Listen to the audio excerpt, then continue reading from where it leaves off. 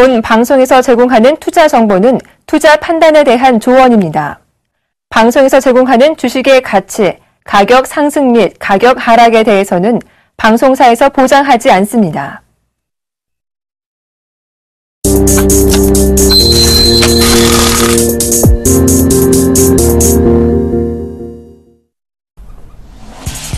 시청자 여러분 안녕하십니까? 오늘장 내일장의 김동현입니다. 하락 출발했던 코스피 지수는 여전히 하락세를 더 키우고 있는 모습입니다. 기관과 외국인들의 쌍끌이 매도 속에 현재는 2045포인트에서 거래가 되고 있습니다. 코스닥 지수는 강세로 출발해서 여전히 강세 흐름을 유지하고 있는데요. 현재 563포인트에서 거래되고 있습니다. 오늘장 내일장 먼저 준비된 주요 코너들부터 함께 살펴보시죠.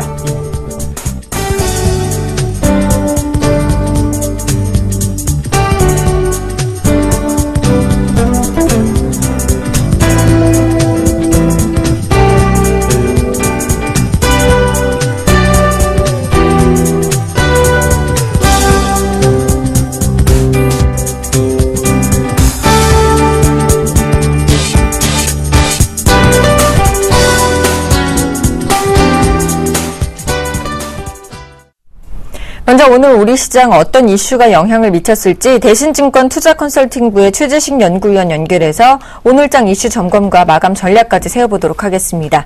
안녕하십니까? 네, 안녕하십니까? 네, 반갑습니다. 자, 금요일 우리 코스피 지수의 하락이 크게 전개가 되고 있습니다. 그 이유는 뭐라고 생각하시나요? 네, 일단 수급적인 취약한 부분이 여실하게 드러나고 있는데요. 일단 간밤에 미국의 선방과 금요일 일본 증시의 상승을 생각하면 국내 증시가 외국인들의 힘을 준데 취약한 수급이 문제였을 것 같습니다. 근데 외국인들의 현물을 매도하고 선물의 대규모 매도의 그 이유를 살펴보자면 일단 간밤에 엔달러 환율이 추가 상승했죠. 엔저가 더 가속화되었습니다. 아무래도 국내 수출에 대한 불안감이 생겼을 것 같고요. 또 오늘부터 시작되는 미국의 잭슨 미팅을 앞두고 시장의 관망세 속에서 선물의 투기적인 매도세가 변동성을 키우는 것 같습니다. 또 세 번째로는 오전 중간에 발표된 HSBC 8월 제조 PMI 속보치가 예상보다는 좀 둔화가 되었습니다. 그 부분도 추가적인 하락을 더 키운 것으로 봐지고 있습니다. 참고로 작년 테이퍼링 이슈가 있었던 시기에 8월 21일부터 23일까지 텍스런 미팅이 있었는데 당시에도 외국인들은 그 전까지 계속 순매수를 하다가 8월 21일부터 21일까지 이틀 연속 선물 순매도를 했었습니다. 그리고 8월 21일은 선물도 12,000개나 순매도를 한 적이 있었는데요. 지금은 큰 이벤트를 앞두고 아무래도 그런 투기적인 매도세가 나타나는 것을 봐주고 있습니다. 또 국내적으로 추가적으로 얘기 들자면 세월호 특별법 유가족에서 반대가 있으면서 여러 가지 이제 경제 활성화 법안에 대한 처리가 또 지연될 수 있지 않겠느냐 그런 우려감도 좀 작용하는 것 같습니다. 그렇다면 우리 투자자 여러분들께서는 지금 시장에서 매수를 해봐도 괜찮을까요? 마감 전략 좀 세워주실까요? 네, 금일 큰 폭 하락으로 해서 모든 것이 끝났다고 볼 수는 없겠지만 기본적인 관점에서는 코스피는 저가 매수의 기회로 저는 생각을 합니다. 일단 그 이유는 오늘의 이런 큰 폭 하락은 수급적인 교란이 더 크게 나타나면서 30포인트 가량에 빠지는 걸 나타났다고 생각합니다.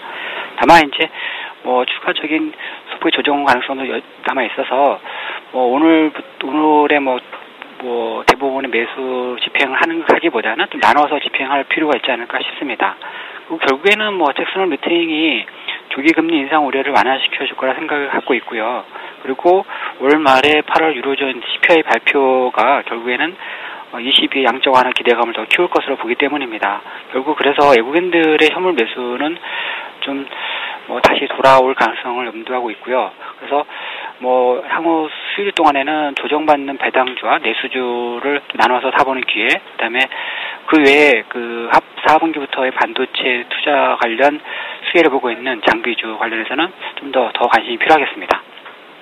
알겠습니다. 지금까지 대신증권 투자컨설팅부의 최재식 연구위원과 함께했습니다. 도움 말씀 고맙습니다. 네, 감사합니다.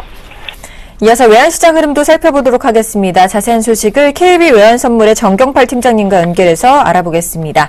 안녕하십니까? 네, 안녕하세요. 자, 오늘 달러원 환율이 1023원 50전으로 상승 출발했습니다. 현재 동향 살펴봐 주시죠. 네, 달러 환율이 달러 강세 세력에도 불구하고 제한적인 수준의 강세만을 보이고 있습니다. 오늘 서울 외환시장은 어제 종가 대비 80전이 상승한 1023원 50전에 개장했고요. 개장 이후에는 1022원 50전과 1024원 80전 사이를 오가는 횡보세를 보이고 있습니다. 시간 현재는 1023원 70전에 거래가 되고 있습니다. 오늘 환율이 상승 출발한 것은 오늘 새벽에 공개된 미 연준의 7월 FOMC 회의 의사록 내용이 시장 예상하는 수준보다 매파적으로 나왔고요. 이 때문에 달러화가 주요 통화 대비 강세를 보인 점을 반영하고 있습니다. 달러화는 지난 새벽 뉴욕장에서 유로화와 엔화 등 선진국 통화 대비해서 큰 폭의 강세를 보이는데요. 반면에 원화에 대해서는 상대적으로 그 상승폭이 작았습니다. 이것은 증시 참여자들이 의사록 내용을 크게 매파적이라기보다는 비둘기파적인 색채가 덜해진 정도로 인식하면서 뉴욕 증시가 의사록 공개에도 불구하고 상승세를 지속했기 때문으로 보고 있습니다. 이처럼 원화의 약세가 제한되는 분위기는 오늘 서울시장에서도 이어졌습니다. 오늘 오전에 발표된 중국의 HSBC PMI 지수가 예상보다 부진하게 나오면서 호주 달러가 급락했습니다만 달러 환율은 오히려 하락하는 모습 보이는데요. 이것은 시장 참여자들이 기술적인 지표에 민감하게 반응했기 때문으로 보고 있습니다. 중국 지표가 발표되기 직전의 환율은 1024원 80전으로서 1025원에 근접해 있었는데요. 1025원 선에 주요 이동평균선이 집중되면서 강력한 저항선 역할을 한 것이 달러원이 상승 재료에도 불구하고 반락한 주 원인으로 보고 있습니다. 자, 그렇다면 향후 전망은 어떻게 예상하시나요? 네, 이제 시장은 우리나라 시간으로 금요일 저녁으로 예정되어 있는 옐런 의장의 잭슨 홀 연설 내용을 주목하고 있습니다. 시장의 의견은 7월 FOMC 회의 의사록의 내용이 예상보다 매파적이었던 것만큼 옐런 의장의 연설 내용이 매파적이어도 놀랄 것이 없다라는 의견과 여전히 비둘기파적일 것이다라는 의견으로 양분되어 있습니다. 저 개인적으로는 후자 쪽에 더 무게를 두고 있는데요. 과거의 미 연준이 시장을 대해왔던 태도들을 보면 기대 심리가 어느 한쪽으로 과도하게 쏠리는 것을 경계하면서 균형을 이루도록 관리해왔고요. 이 때문에 옐런 의장은 최근의 인플레이션이나 고용시장의 호조를 인정하면서도 금리 인상에 대해서는 상당 기간 저금리 기조의 유지를 강조하면서 시장의 불안감을 완화시킬 것으로 예상하고 있습니다. 이 때문에 다음 주에는 환율이 반락할 가능성이 있다고 보고요. 오늘은 옐런 의장의 연설이 매파적일 수 있다는 기대감을 가진 시장 참여자들이 달러 매수 포지션을 계속 유지할 것으로 보고 있습니다. 오늘 장 마감 시까지 달러 환율은 1025원을 넘지 않는 선에서 등락을 거듭할 것으로 보고 있습니다. 네, 지금까지 KB 외환선물의 정경팔 팀장님과 함께했습니다. 오늘 말씀 감사합니다. 네, 감사합니다.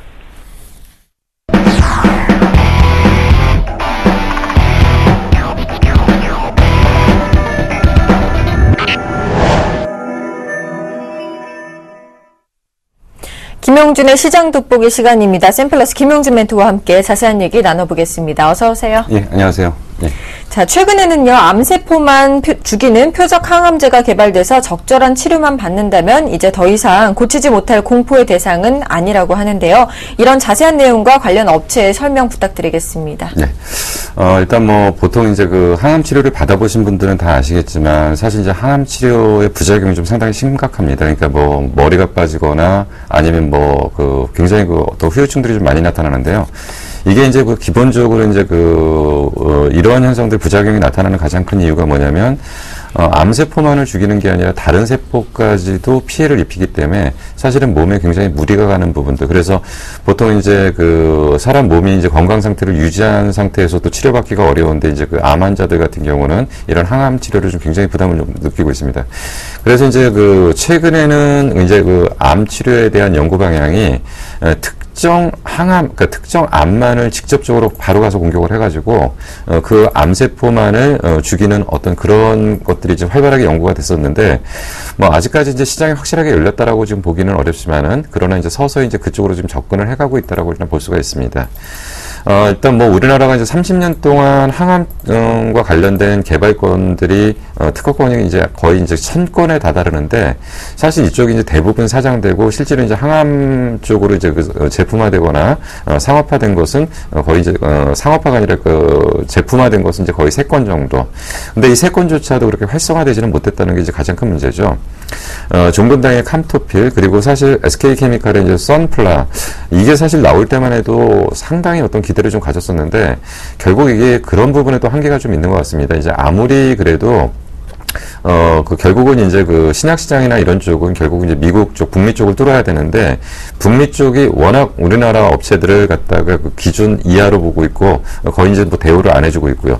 또 뭐 경우에 따라서 그런 얘기도 있다고 합니다. 이제 물질을 사가지고 물질 자체를 완전히 사장시켜버리게 됩니다. 왜냐하면 자기네 물질이 더 많이 팔리도록 하기 위해서 의도적으로 우리나라 물질을 사가지고 사장시키는 경우들도 있어서 그래서 뭐 보통 이제 라이센싱 아웃했다고 하지만 그 제품이 실질적으로 제품화돼서 뭐 그 로열티를 받는다든지 그런 쪽으로 못 가는 부분들. 근데 어쨌든 이 두 제품 역시도 상업성의 문제가 좀 돼가지고 이 사장이 됐다. 근데 이제 최근에 이제 표적 항암 치료제 가는 방법들이 이제 한 4가지 정도로 지금 분류가 되고 있습니다.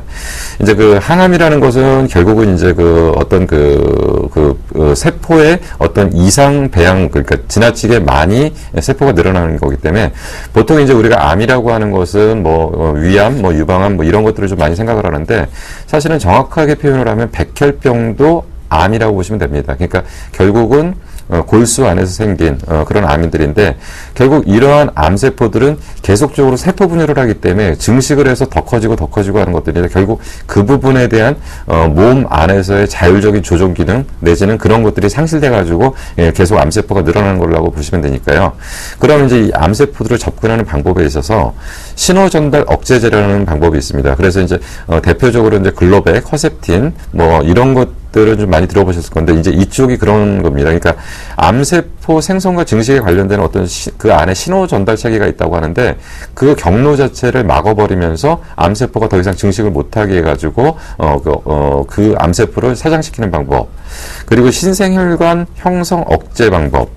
그러니까 이게 보통 이제 아바슈텐, 슈덴, 넥사스 뭐 이런 것들로 대표되는데 결국 암세포라는 것은 새로운 혈관을 형성을 해야 되는데 이 새로운 혈관 형성 자체를 새로운 혈관 형성을 하는 부분에 가서 직접 차단을 시켜가지고 암세포의 성장을 억제시키는 방법이라는 거죠. 그리고 이제 면역 치료제라는 것은 이제 그 체외에서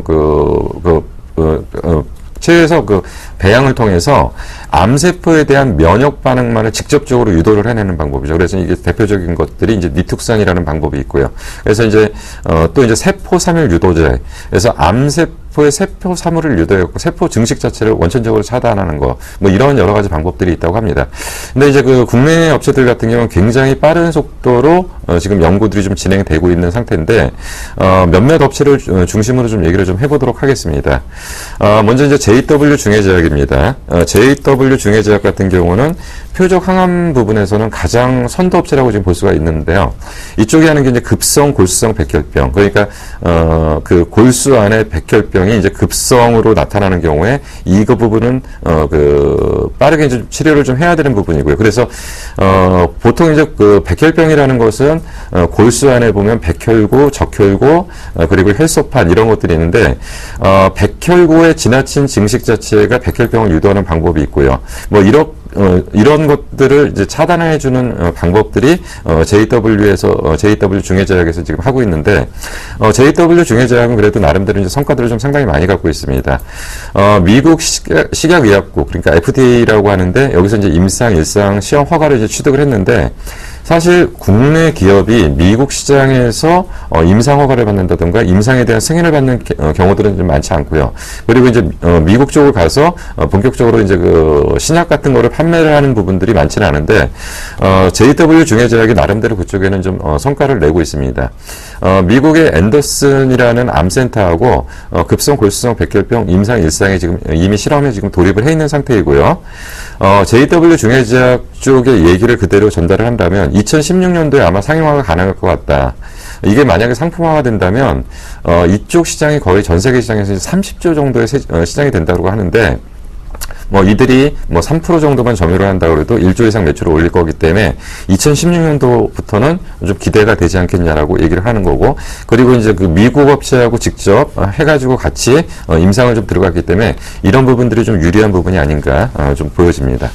자, 그리고 이제 한미약품입니다. 한미약품인데, 한미약품 같은 경우는, 사실은 이제 그 암치료제, 항암치료제 하나만 갖고 이제 주가에 바로 반응을 하기는 좀 어렵겠지만, 어쨌든 간에 지금 이쪽에서 하고 있는 거는 비소세포 폐암. 그래서, 이게 이제 표적 항암 치료제를 이제 개발을 하는데, 지금 이제 정상세포에 미치는 작용은 이제 부작용은 최소화하면서 기술력을 가지고서 이제 경쟁을 한다. 그래서 이 부분들이 이제 한미약품에서 지금 가는 비소세포 폐암 쪽이라고 할 수가 있고요. 그리고 이제 일양약품입니다. 일양약품 같은 경우는 아까는 이제 JW 중해제약은 이제 뭐를 했었냐면 급성 골수성 백혈병이라고 말씀드렸었는데, 일양약품은 만성 골수성 백혈병. 그러니까 급성은 일시적으로 그냥 급하게 나타나는 현상이고, 일양약품이 가는 것은 상시 몸 안에 존재하는 골수성 백혈병인데, 이거를 갖다 이제 표적 항암제인 나토티닙을 가지고 이제 국내 임상 2상을 지금 현재 완료한 거고요. 만약에 이제 이것이 성공하게 되면 아시아 최초로 만수 골수성 백혈병 치료제가 이제 처음으로 나온다. 사실 일양약품 같은 경우는 이거 말고도 좀 상당히 많은 신약들이 있죠. 그러니까 사실 우리나라에서 국내에서 이제 신약이 이제 나온 게 총 19가지인데, 사실 글로벌화 돼가지고 블록버스트 신약으로 지금 탄생한 경우들은 거의 없다라고 지금 보실 수 있는데, 그래도 일양약품 같은 경우는 14호, 18호가 지금 현재 일양약품에서 만들어진 거고요. 그리고 일양약품 같은 경우는 사실 신약 개발 쪽에서는 상당히 오랫동안 계속적으로 이제 진행을 하고 있으면서 나름대로의 결과들을 좀 많이 내고 있다라고 일단 볼 수가 있습니다. 근데 이제 역시 이제 이쪽도 이제 암 치료 접근 방법을 표적적으로 가고 있다라고 일단 볼 수가 있고요. 부강약품 쪽에 이제 위암 쪽에 관련된 물질도 이제 상당히 좀 기대를 좀 받고 있는 부분인데, 아파티닙이라는 것들이 임상 2상을 지금 현재 시험을 준비 중인데, 아까 이제 말씀드린 것처럼 어떤 방법으로 접근을 하는 거냐면 혈관 생성 억제 방법으로 항암 효과를 낸다.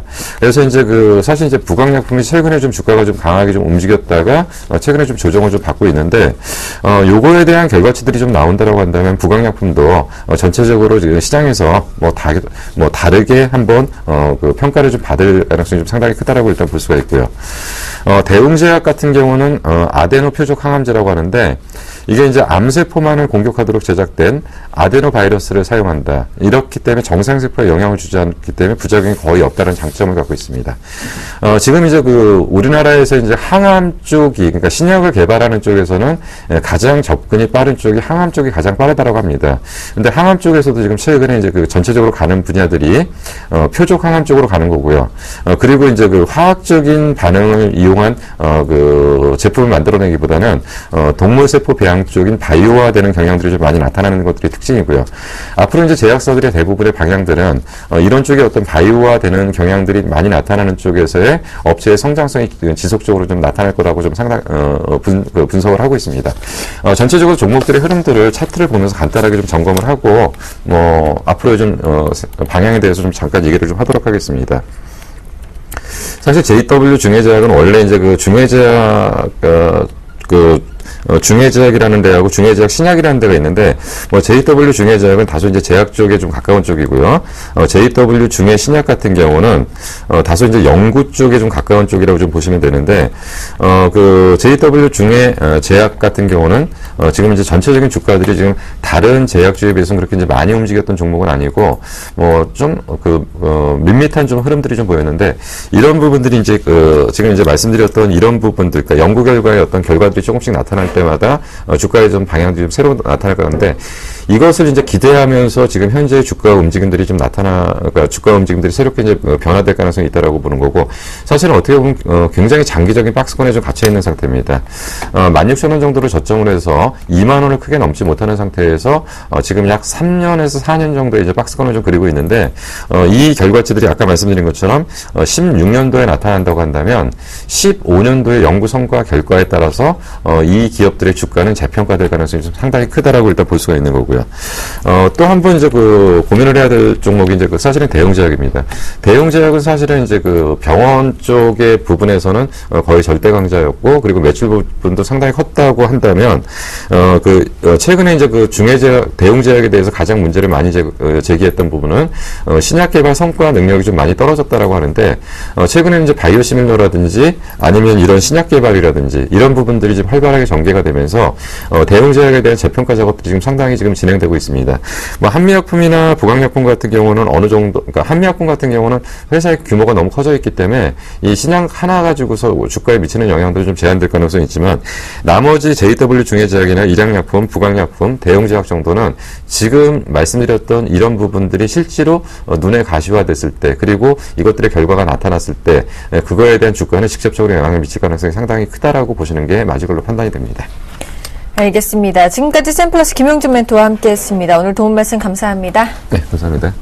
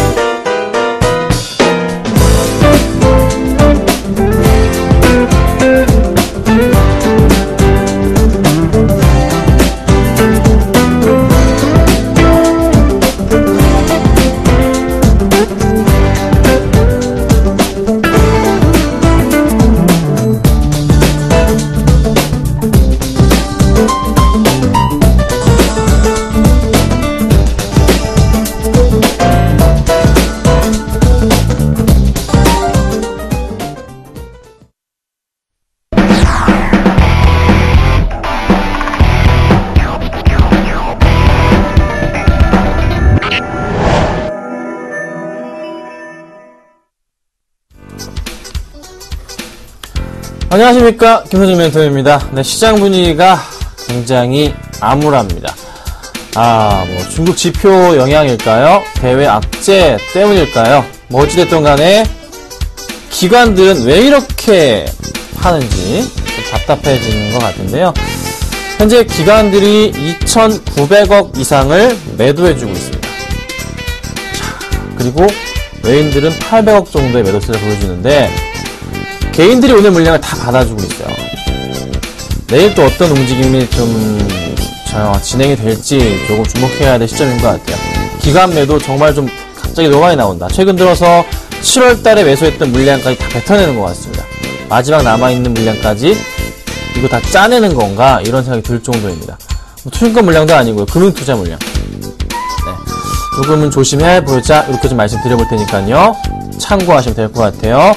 자, 종목 상담 같이 해드립니다. 013-3366번에 0110번입니다. 아래 번호로 문자 주시면요, 빠르게 종목 상담 해드리도록 하겠습니다. 아셨죠? 자, 수급 100점주 보고 시작하겠습니다. 자, 오늘 준비한 종목은요, SK하이닉스 현대위와 SMGKL 현대산업, 이렇게 제가 준비를 해봤어요. 자, 먼저 SK하이닉스죠? 네, SK하이닉스를 먼저 볼게요. 네.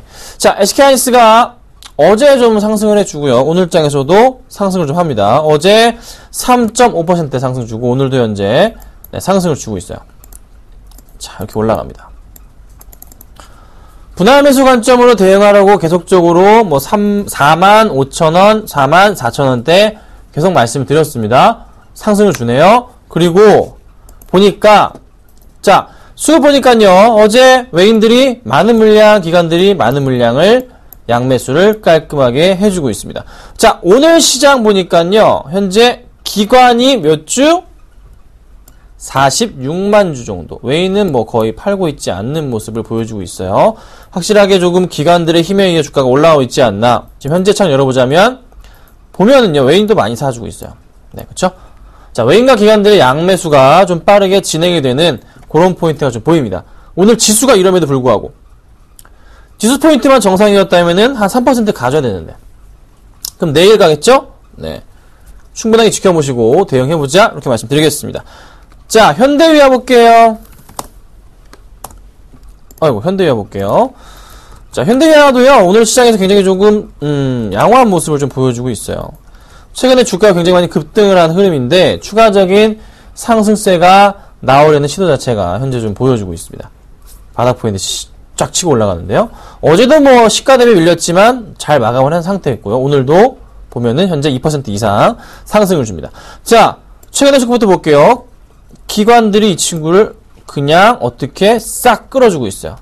매수를 해주고 있죠. 개인 물량만을 어떻게 전부 다 먹어주고 있는 포인트가 잡힙니다. 자, 오늘장 수급도 보니까요, 기관들이 매수 들어와주고 있고요. 외국인들도 매수가, 양매수가 들어와주네요. 기관이 좀 더 많은 물량 잡아주면서요, 종목을 끌어올려주고 있습니다. 자, 그렇다면 어떻게 해요? 추가적인 상승 가능성 현재로서는 보이는데 사실 좀 매수하기 부담스러워요. 하지만 분명한 것은 이 기간의 흐름 자체가 꺾이지 않는 이상은 종목의 상승성이 유지될 것이다. 네, 유지될 것이다. 그래서 조금은 긍정적으로 볼 필요가 있지 않을까. 대신에 매수 의견은 못 드리겠습니다. 보유하고 계신 분들만 잘 지켜보자. 이렇게 말씀드릴게요. 자, 세 번째는요, SM입니다. 자, SM을 제가 오늘 오전에 말씀드렸습니다. 오늘 오전 관심주로 공개방송 때 말씀을 드렸어요. 공개방송 때 그리고 손절 처리까지 다 해드렸죠. 한 종목에 대해서 이따 말씀 또 드릴 건데요. 자, SM, 제가 주목했던 것은, 제가 계속 말씀드렸던 것은 대형 엔터를 보라고 공개방송 때 거의 2주 동안 떠들었어요. 대형 엔터 보세요. 대형 엔터 보세요. 대형 엔터. 로엔 보세요. SM 보세요. YG 엔터 보세요. 로엔 6.4%는 급등 중이고요. YG 엔터는 뭐 안 봐도 뻔하죠? 네. 완전 날아가고 있죠. 자, SM이 오늘 보니까 수급 포인트가 굉장히 매력적으로 좀 바뀌고 있습니다. 자, 최근의 수급인데요. 5거래일 연속 기간에 투신권의 강한 매수세가 잡히는 모습인데, 오늘장 보니까 외인까지 가세해주고 기간이 57,000주까지 투신, 보험, 연기금, 국가, 기타 법인까지 싹 은행을 빼고 매수가 잡힙니다. 5월 매수. 수급 포인트 역시나 긍정적으로 터닝 포인트. 자, 이제서야 시작이 되는 느낌 다시 한번 확인할 수가 있어요. 자, 그럼 어떻게 해요? 올라갔다가 조정 거치고 올라가고 조정 거치고 올라가고, 이제 이런 그림 나올 겁니다. 이런 비슷한 류의 그림이요. 조정 나올 때마다 매수해야 되는 종목이 이제 SM이 되지 않았나. 내일장 빠지면 참 좋겠네요. 네, 조정 나오면 매수하는 종목으로도 가능하지 않을까 의견 드려보겠습니다. 자, GKL 볼게요. 그랜드 코리아 레저 보겠습니다. 자, 좀 밀리는 듯 했는데 이 박스권 흐름에서 상승 박스권을 보여주다가 한번 갑자기 튀어 올라갑니다. 촥 튀어 올라갑니다. 수급상황이 최근 들어서 기관들은 정말 꾸준하게 매수해주고 있었어요. 네, 정말 매수해주고 있는데 강원랜드는 지금 어떻게 되고 있나요? 사실 강원랜드를 조금 더 제가 추이를 지켜보고 싶었는데 강원랜드 오히려 약간 이미 상승을 다 했나요? 꺾이는 약간 모습이고 GKL이 좀 강하게 좀 올라가고 있는 모습. 자, 파라다이스 같이 한번 봐볼까요? 파라다이스도 오늘 짝 많이 올라가네요. 자, 실적 흐름은 강원랜드가 훨씬 안정적으로 좋게 움직입니다. 그런데 수급 포인트는 GKL과 파라다이스가 아주 긍정적으로 움직여져요. GKL 아까 보셨다시피 기관들 엄청나게 많은 물량 사주고 있고요. 최근에 수급, 오늘장 수급에서 외인들과 기관들이 양매수를 아주 양호하게 해주고 있습니다. 상승으로의 움직임 자체가 좀 더 나올 수 있지 않을까. 잘 지켜보시고, 이제 또, 명절이 있다 보니까 또 방문객의 증가로 인해서 상승 포인트가 나올 가능성 좀 보이긴 하는데, 2분기 실적 바닥 인식이 되는 것 같습니다. 그런 포인트 함께 보시면 될 것 같습니다. 자, 마지막으로요. 자, 현대산업입니다. 자, 주가는 계속 가고 있어요. 근데 오늘 좀 밀려요. 네, 오늘 이렇게 지금 2% 이상 밀리고 있어요. 자, 그런데 수급은 오늘 들어와요. 외인이 33,000주, 기관이 30,000주가량 현재 현대산업을 매수를 해주고 있습니다. 꺾이는데 매수를 한다라. 최근의 수급 볼까요? 최근의 수급도 그래도 어찌됐든 간에 전반적인 흐름은 기관들과 외인들이 매수를 해주는 모양새가 굉장히 많습니다. 개인만이 파랗게 떠있죠? 네. 그쵸? 그런데 오늘 주가는 빠져요. 빠집니다. 조정이 좀 나온다면 이렇게 올라갈 수 있겠죠? 그쵸? 이거 치워버리면. 그러면 이 친구 어떻게? 매수가 가능한 구간대가 조만간에 올 것이다. 그러면 그 포인트 자체가 얼마를 봐야 되냐? 요거 라인인 것 같아요. 한 39,000원 오면은 참 좋을 것 같네요. 네, 39,000원. 요 포인트 보시고 매수하시고, 현재로서는 수급이 또 들어오기 때문에 내일 다시 치고 올라갈 수도 있어요. 지수의 영향을 조금 크게 좀 받고 있지 않나 라는 판단입니다. 그래서 그 포인트는 조금 주의를 해보자 라고 좀 말씀 좀 드리겠습니다. 자, 종목 상담 해드릴 건데요. 번호 한 번 더 말씀드리겠습니다. 013-3366번에 0110번입니다. 013-3366-0110번이에요. 자, 아래 번호 나오고 있는데요. 아래 번호 보시고 문자 주시면 되겠습니다. 벌써 굉장히 많이 오고 있어요. 하지만 제가 오늘 나무네 멘토님께서 일이 있으셔서 잠깐 빠지셨으니까요. 상담을 길게 해드릴 겁니다. 빨리빨리 보내주시면 될 것 같습니다. 지금부터 좀 시작해 볼게요. 자, 첫 번째 CJ CGV 보겠습니다. 409 하나님 20% 목표가 목표가는요 5,900원 볼게요. 보겠습니다. 자, CJ CGV가 명량효과 5,900원이신데 오늘 좀 밀려요. 어제 사셨나요?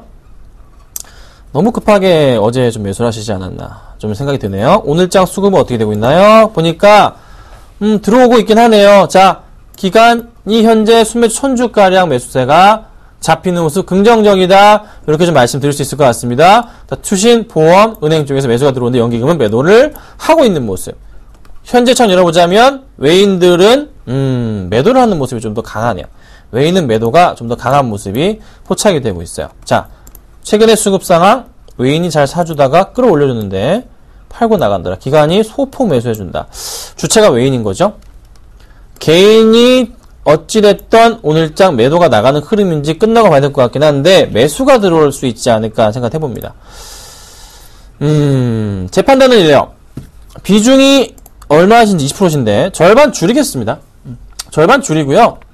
절반 가져가자고요. 왜 그런 말씀 드리냐면 명량 이슈인데 자 보세요.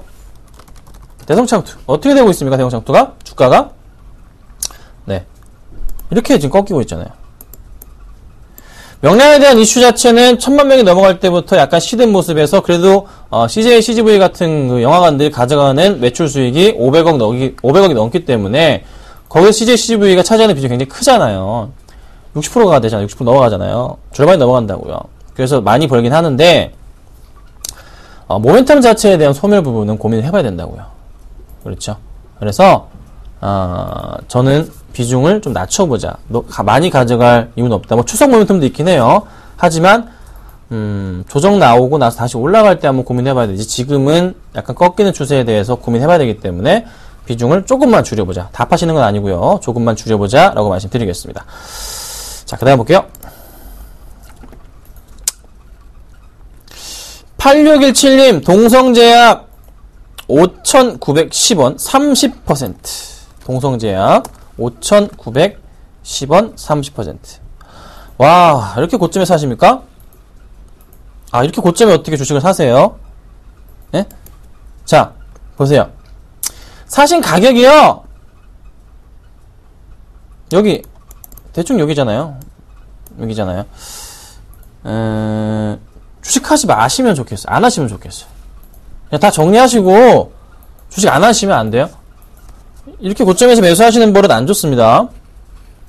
30%를 이 고점 포인트에서 넣으신다라, 네, 좀 굉장히 좀 위험하신 생각이신 것 같아요.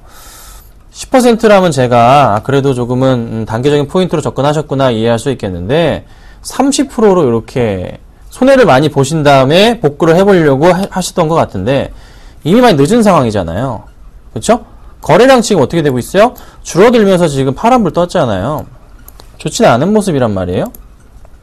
수급 포인트도 이 고점 포인트에서 금융투자 이분들은 지금 팔고 나가고 기타 법인 쪽에 매수가 좀 들어오고 있긴 한데 언제 팔고 나갈지 모르는 상황이고. 잠깐 오늘 수급 있나 볼까요? 자, 오늘 수급 보니까 동성제약 외인 기간 또다시 매도 나가네요. 안 좋단 말이에요. 정리하겠습니다. 비중 10%만 가져가시고요. 20% 정리할게요. 20%는 그냥 1.5% 수익에 만족하셨으면 좋겠습니다. 아셨죠?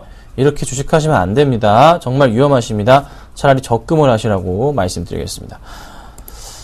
자, 볼게요. 코라홀딩스 못 파셨나요? 제가 9513님, 0300님 매수가가 너무나 틀리시네. 9513님 2만원, 22,000원, 0300님 27,700원. 항상 말씀드리죠? 10% 매수 원칙입니다. 자, 에이스까지 같이 할게요. 아무런 이유 없이 오늘 하한가를 갔습니다. 제가 오늘 아침 방송에서 코라홀딩스를 손절하겠다라고 했고 포트에서 빼버렸고요. 공개 방송에서도 손절 사인을 다시 한번 시작하자마자 말씀드렸고 공개 방송 끝날 때쯤에 또 한번 말씀드렸습니다.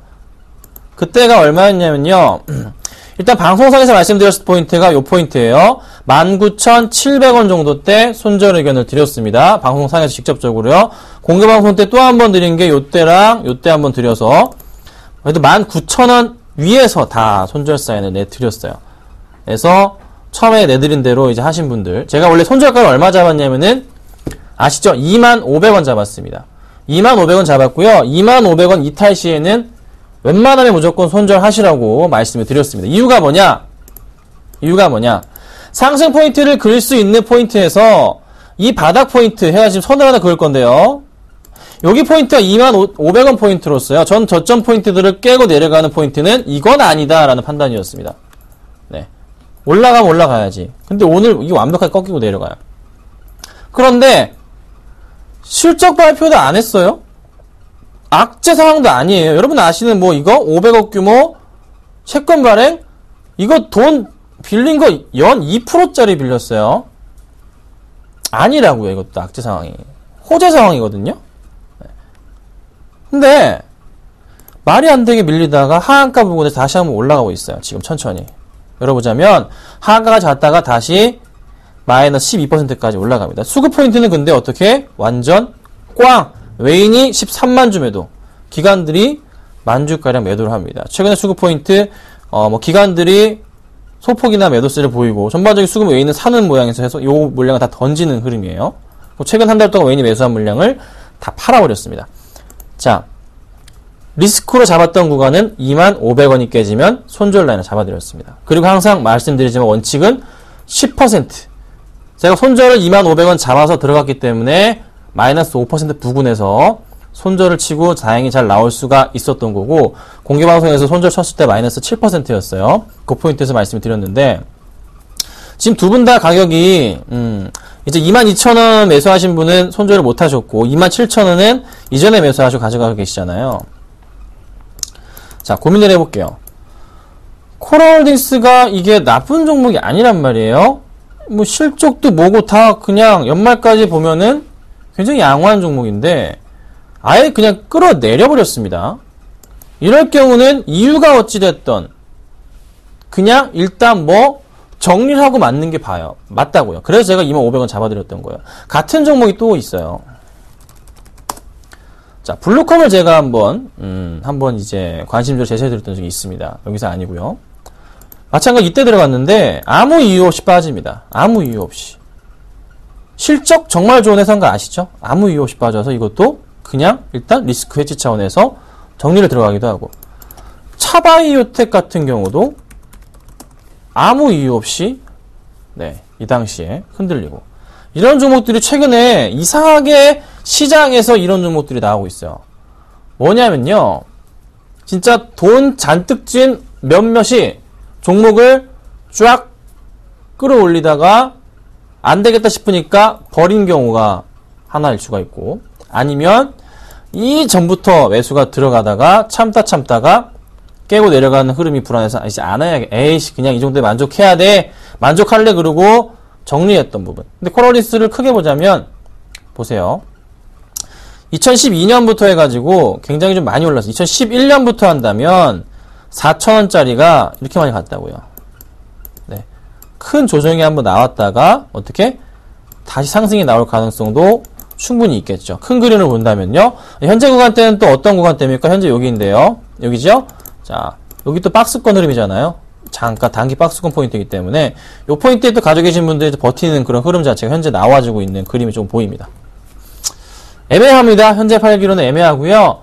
조금 기다려 보셔야 됩니다. 네, 다시 상승 쪽으로의 분위기를 찾아볼 수 있을 것도 같아요.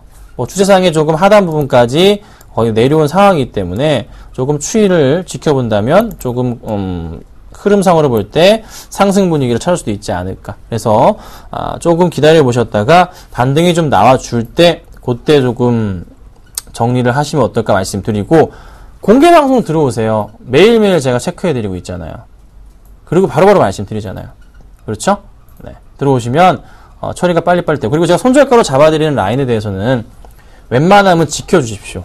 저도 네, 평범한 인간인지라 틀리는 경우가 있습니다. 그러니까요, 손절가 라인을 잡는 거잖아요. 그 포인트 기억하시고, 현재로서는 두 분 다 보유해야 될 것 같습니다. 흔들리지 마시고 가져가 보시고, 반등 나올 것 같으니까요, 그 포인트에 비중을 줄이거나 정리하도록 하겠습니다. 자, 그 다음 볼게요. 자, 그 다음 종목은요, 덕산하이 메탈입니다. 자, 덕산하이 메탈을 매수하신 분 3464님, 아우, 잘 안 보이네요. 18,500원에 30% 보겠습니다. 18,500원에 30%시라. 자, 언제 매수하신지는 제가 잘 모르겠으나, 4월이 아니기를, 4월 이후가 아니기를 빌어봅니다. 왜 그러냐면, 제가 4월 달부터 해서 IT 관련주들을 사인을 드린 기억이 없어요. IT 관련주들 언제 사야 된다 말씀드렸냐면 8월 중순과 8월 말이 되면 그때 이제 IT 관련주들은 죄다 봐야 된다라고 말씀드렸습니다. 기억을 하실 거예요, 여러분. 분명히 제가 그렇게 말씀드렸어요. 그리고 4월 달부터 해서 방송 다 돌려보세요. IT주가 없습니다. 왜요? 그만큼 제가 코스닥 시장을 안 좋게 봤기 때문이에요. 자, 그런데 현재 시장에 살펴보자면요, 이 흐름에서 보자면 덕산하이 메탈은 지금 바닥 포인트까지 완전 내려온 상황에서 상승 준비를 해야 되는 그런 시도가 필요한데, 현재 최근 들어서 코스닥의 IT주들 흐름 보자면 아이폰이 있고 갤럭시가 있고 신규 스마트폰들이 이제 다음 달에 대거 출시가 되기 때문에 그와 관련해서 어찌됐든 이슈를 바꾸서 주가가 상승 쪽 분위기를 그릴 수가 있지 않을까 판단이 들어요. 지금은 IT주들은요, 코스닥 IT주들은 기회 보고 살 때이지 팔 때가 아니에요. 제가 말씀드렸잖아요. 8월 중순, 8월 말부터 기회 보고 사야 된다 말씀드렸잖아요. 지금은 그때입니다. 이걸 이제 굳이 판다는 거 아니죠. 다시 올라갈 거예요. 덕산하이 메탈 어떻게 될까요? 지금부터 요 그린 거 있죠? 이거. 이렇게 움직일 겁니다. 네. 상승 쪽 분위기가 나올 가능성 분명히 있어요. 하반기 실적은 개선세가 있으니까 상승 쪽 분위기가 나올 겁니다. 참으셔야 되고요. 크게 깨진 않을 겁니다. 깨더라도 15,500원 깨지 않는 이상은 다시 올라갈 겁니다. 올라가면은 매수가 이상까지 갈 테니까 그때 비중을 줄여보시든가 아니면 좀 더 상황 보고 가져가든가 결정을 하도록 하겠습니다. 자, 다음 볼게요. 자, 레버리지 매수 1042님, 네, 코덱스 레버리지 매수를 물어보셨어요. 나쁘진 않아요. 뭐 추세상이 하단까지 오니까, 그렇죠? 요런 그림이잖아요. 자, 요렇게 그림 나오면은 코스피를 봤을 때 레버리지를 얼마에 사야 되냐? 얼마에 사야 되는 겁니까? 이거 얼마에 사야 되는 거예요? 얼마에 사야 되는 거죠? 여기 포인트네요. 한 11,600원 정도 내려오면 그때는 사도 되지 않을까 싶어요. 뭐 내일이 될 수도 있고 모레가 될 수도 있겠지만, 조정이 나온 이후에 가장 살 때가 이렇게 살 때가 가장 좋은 포인트가 될 것 같습니다. 그래서 한 11,500원 정도 오면, 500원 좀 너무 그런가? 11,600원 그 정도 왔을 때 사보시자 말씀드릴게요. 한 호가창에서요 11,700원에 5% 걸어두시고 11,600원에 5% 걸어두시고 이렇게 10% 매수 전략 한번 말씀드려 보겠습니다. 자, 볼게요. 자, 그 다음에 보니까요, 팜스토리네요. 3891님 팜스토리 2,130원 15%. 자, 참 좋은 종목인데 왜 이렇게 높게 사셨어요? 왜 이렇게 높게 잡으셨어요? 너무 높잖아요. 기억하십니까? 제가 이전에 여의도 강연회 때도 말씀드렸을 때 이때였고요. 이때부터 해서 이때부터 계속 말씀드렸던 종목입니다. 그쵸? 자, 그리고 어떻게 돼요? 요렇게 잡아봤을 때 공개방송상에서도 제가 요때 괜찮다, 매수 괜찮아요, 요때 매수 괜찮습니다, 물어볼 때마다 요때 질문 올 때마다 괜찮습니다, 항상 말씀드렸어요. 공개방송상에서는 이때 요때부터 요때 괜찮습니다, 요때 괜찮습니다 라고 여러 번 말씀드렸습니다. 대신에 상단 부분 포인트는 왜 조심해야 되냐, 어디 포인트냐, 평행하게, 이거 안 하시나요? 평행하게 하는 거? 죄송합니다. 평행하게 선 하나 그으시고 요렇게 올리면 된다 말씀드리잖아요. 이거 안 하시나요? 이거 활용들 안 하세요, 여러분? 가르쳐 드리는데 활용 안 하실 거예요? 상단, 오버슈팅. 다음 포인트 어디요? 여기서 올라가서 2,200원 위로 가면 그때부터 뭐? 매도 관점이잖아요. 올라갈 거예요. 2,200원 위까지. 기다리세요. 아셨죠? 그리고 나서 추가 매수해야지가 아니고 이제부터 매도해야지예요. 추세 상단이잖아. 이 라인 상단, 추세 상단 부분은 다 매도 관점을 보는 거라고요. 매수가 아니라. 여러분들은 대부분 다 뚫고 올라가서 이때 매수를 해버린다고요. 추세 상단에서. 그리고 하단 내려오면 뭐예요? 손절 쳐야지. 살 때인데. 맨날 이런 식이에요. 아셨죠? 지금은 아니에요. 다시 올라갑니다. 홀딩 의견 드리겠습니다. 자, 그 다음 볼게요. 위메이드 4462님 37,300원 볼게요. 자, 37,300원입니다. 보겠습니다. 네. 많이 드시고 계시네요. 엄청 싸게 사셨네, 보니까. 여기서. 응? 야, 혹시 저기, 하늘에서 오신 건 아닌지? 조금 의문스럽습니다. 정말 잘 사셨어요. 자, 상승을 더 그릴까요? 다음도 같이 봐야겠죠? 다음 밀리네요. 같이 움직이겠죠? 이렇게 보셔야 돼요. 다음은 좀 끝발 다 했어요. 네. 위메이드도 마찬가지예요. 수급 볼게요. 잘 들어와주고 있는데 오늘 수급 어떻게 되고 있을까요? 들어오네요. 아까랑 좀 틀리네. 자, 들어옵니다. 그래, 들어와요. 기타민 들어오네요. 자, 이렇게 합시다. 기관들의 매도 흐름, 기관들이 주체로 끌어올려줬는데 기관의 매도가 나온다면 좀 많은 물량이 필요할 것 같아요. 기관들의 매도가 3만 주 이상이 매도가 나온다면 그때는 이 종목을 어떻게 빼버리자 말씀드리겠습니다. 얼마? 기관 매도가 3만 주. 아마 차트상의 흐름에서도 한 번 더 꺾이면서 45,000원대 움직임, 45,500원 라인을 아마 고비로 웅지어주지 않을까 싶어요. 그 포인트가 가장 리스크 있는 구간이 될 겁니다. 그 포인트까지 내려오면 어떻게 해요? 빠르게 빼버려야 되지 않을까 말씀드릴 테니까요. 그 포인트 염려하시고 살펴보시고 그렇지 않을 경우 다시 올라갈 가능성 높다라고 말씀드리겠습니다. 자, 그 다음 볼게요. 자, 락앤락 599 하나님 락앤락이요 25,500원. 자, 25,500원. 네. 볼게요. 락앤락을 참 지켜보고 있는 종목인데 흐름이 참 안 삽니다. 이유가 여러 가지 이유가 있죠. 자, 볼게요. 큰 흐름 볼게요. 떨어지는 데부터 고점 포인트 흐름에서 이런 그림이고요. 바닥 포인트 라인부터는 이런 그림 나오죠. 예, 그쵸? 이 정도예요. 자, 이 그림이었고, 그쵸? 큰 흐름에서는 좀 더 확대를 해서 이제 이때부터 한번 더 살펴보자면 다시 지우고요. 요 포인트에서는 또 요런 이제 라인 자체가 잡히고요. 그 다음에 여기 포인트에서 네, 요렇게 라인이 들어옵니다. 자, 굉장히 조금 애매한 구간으로 좀 움직여주고 있어요. 밀리지도 않고. 근데 또 그림 자체가 또 내려올 것 같기도 해요. 이게 올라가줘야 되는데 아직 그 흐름 자체가 나오질 않고 있네요. 이 추세 상단을 뚫어줘야 돼요. 거의 뭐 여기에 보니까 121선 라인이 요 라인들이 지금 여기가 거의 121선 라인들인데 여기 정도 되는데 요 라인 이제 뚫어줘야 되는데 가격적으로 보자면 한 14,000원 정도까지 뚫어주는 그림 좀 나와줘야 돼요. 예, 그렇지 않고선 상승이 좀 힘들 거예요. 락앤락이 죽는 이유는 참 아이러니하게도 너무 튼튼하게 만들었습니다. 너무 용기를 튼튼하게 만들었어요. 그게 락앤락이 이렇게 주가가 빠지는 이유입니다. 한번 사시면 안 고장 나잖아요, 웬만하면. 몇 년 쓰지 않나요? 그 락앤락 처음에 나왔던 그릇 저희 집은 아직도 있습니다. 되게 오래 써요.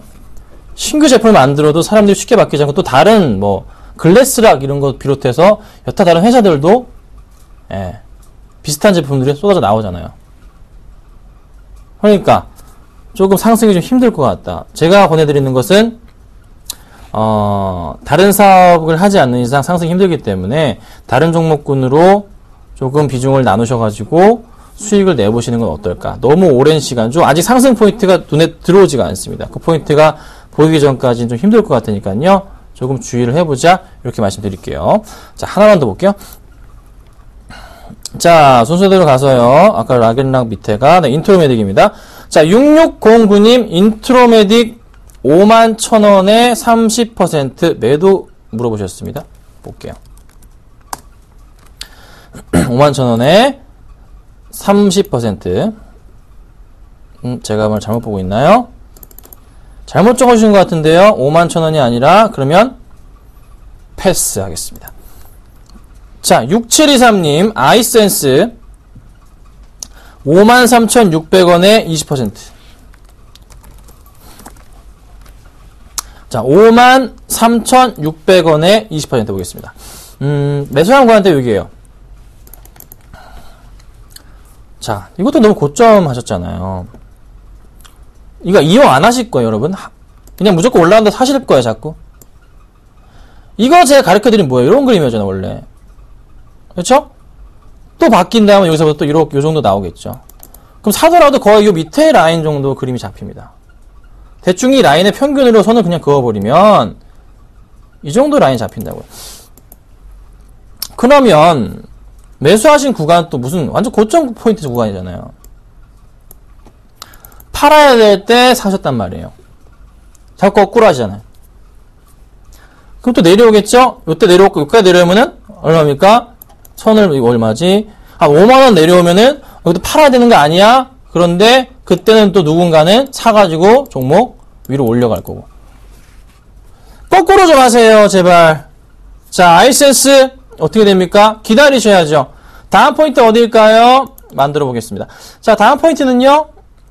생각을 좀 해봅시다. 이 정도 구간으로 잡아야 될 것 같아요. 그래서 이렇게 57,000원 보이네요. 전고점 포인트까지. 네. 다음 포인트가요. 여기서 이렇게 올라갈 것 같아요. 이렇게 내려왔다가 올라갈 가능성. 57,000원 이상까지 갈 거 아니에요. 58,000원까지도 가능합니다. 시간은 한 2, 3개월 걸릴 것 같아요. 아셨죠? 기다리시라 말씀드리고 좀 떨어질 수도 있어요. 너무 놀라지 마시라고 말씀드리겠습니다. 자, AS를 좀 해드릴게요. 자, 오늘 제가 아까 말씀드렸습니다. 코라홀딩스 네, 손절가로 해가지고 정리했다 말씀드렸고요. 공개방송상에서도 아침부터 정리 의견 드렸고요.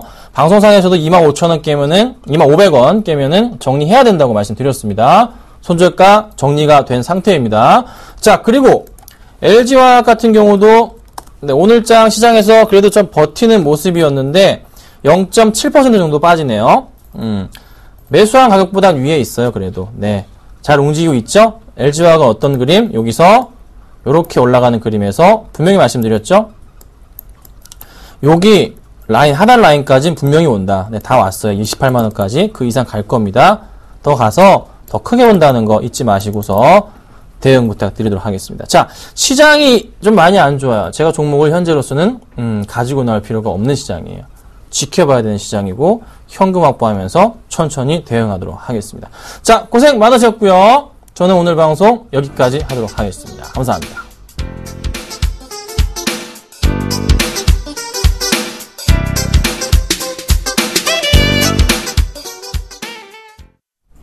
장 마감까지 7분여 정도 앞두고 있습니다. 현재 코스피 지수는 기관과 외국인의 매도 끝에 2044포인트에서 마감이 예상되고 있고요. 코스닥 지수는 또 기관과 외국인의 순매수 끝에 563포인트에서 거래가 마감이 예상되고 있습니다. 오늘장 내일장 오늘 준비한 소식은 여기까지입니다. 시청해주신 여러분 감사합니다.